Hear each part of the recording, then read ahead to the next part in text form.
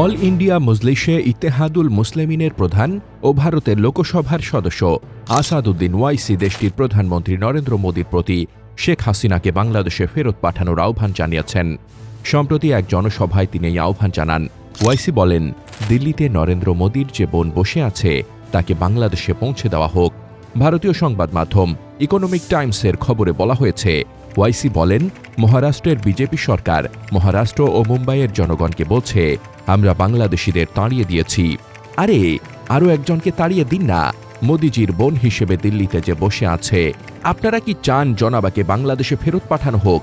এ সময় সমাবেশে উপস্থিত জনতা হর্ষধ্বনিতে তার প্রতি সমর্থন জানান।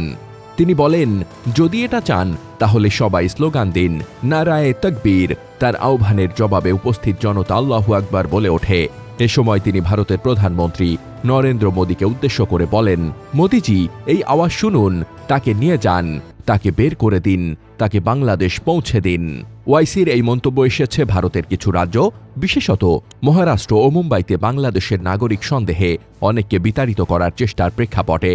এর আগে ওয়াইসি বাংলাদেশে ছাত্র জনতার অভ্যুত্থানে ক্ষমতাচ্যুত প্রধানমন্ত্রী শেখ হাসিনাকে আশ্রয় দেওয়ার সমালোচনা করেন।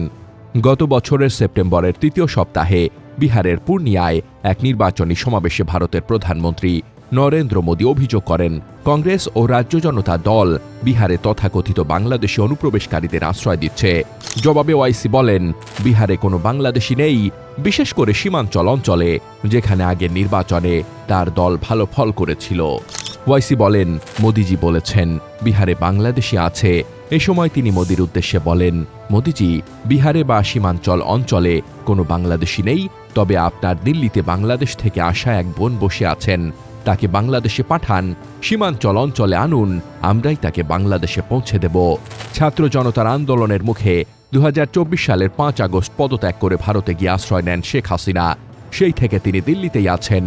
এ নিয়ে ঢাকা ও নয়াদিল্লির মধ্যে কূটনৈতিক আলোচনা ও তিক্ততা বেড়েই চলেছে।